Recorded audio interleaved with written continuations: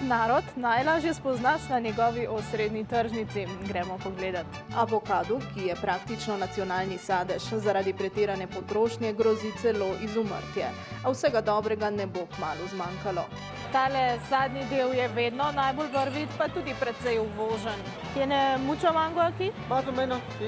Tenemos mango baby, mango petacón, mango ataulfo, mango manila. Es muy rico. Sí. Sadje sicer le zato, ker si pravih specialitet na prazen želodec ne morem privoščiti. Es sal De los insectos. de los insectos. Ajá. ¿Y por qué se usa? Para cocinar. Tele kobilice še najraje posušijo, posolijo, nakapajo z limono in potem. Ok. Ok. In smo pri Aztekih. To zanje ni bila hrana v sili, žuželke so bile cenjene in zaradi beljakovin izjemno pomembne. Se bojim, da se mi je zataknila za zobmi. V Ciudad de México je edina restauracija na svetu z Mišlenovo zvezdico specializirana za takose, ne sicer tale. ¿Cuánto es peligroso? No, No. no, viene tortilla, aguacate y escorpión. Se le quita el aguijón y se come el taco.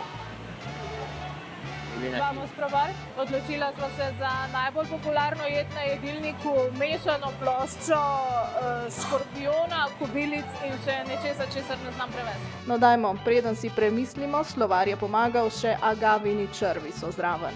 Este es el abajo del maguey, que hacen el pulque. Hay una bacteria que se forma con la tierra, la lluvia y el maguey. Este es de septiembre. Aquí en septiembre llueve mucho. Solo se da una vez al año. Začela sem z načeloma najbolj strupenim. Tale je z repom.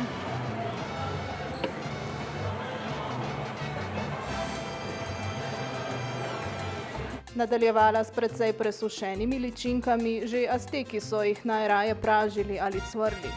Te ličinke so menda še posebej cenjene.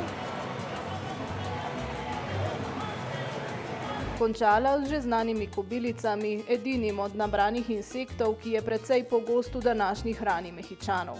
Za tele sem precej prepričana, da so še skakale po takosu, ampak